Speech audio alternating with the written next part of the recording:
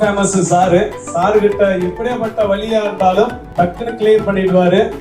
அவ்வளவு பிஸி ஷெட்யூல்ல நமக்காக இன்னைக்கு வந்திருக்காரு. அவருக்கு ஒரு பெரிய கைகளை தட்டி உற்சாகப்படுத்தலாம். இளைஞர்கள் எடுக்கக்கூடிய ஒரு முயற்சியில இளைஞர்களுடைய ஒரு பங்கு இருக்குன்றதுக்காக வந்திருக்காரு. டாக்டர் ராஜா சார் அவர்களுக்கு இப்பொழுது நினைவு பரிசு வழங்கி கௌரவப்படுத்த ஒரு 2 வார்த்தை பேசுங்க சார். தனியா ரூம்ல பேசுவோம், பெருசா தெரியாது. நிறைய இருக்கீங்க. அவருக்காக சொல்ல, வீட்டுல டிவி இல்ல.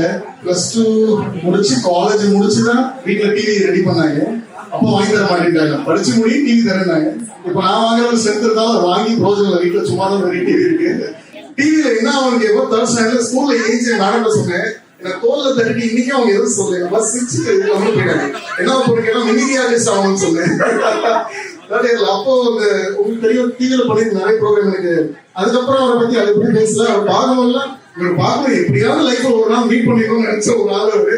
நீங்க ரொம்ப சிம்பிளா எல்லாரும் ஜாலியா பேசிட்டு ஃபர்ஸ்ட் என்னோட பெரிய ஆர்டிஸ்ட் அவரோட இருந்து தும்மணி கூட வாங்கிட்டு ரொம்ப தேங்க்யூ சோ மச்.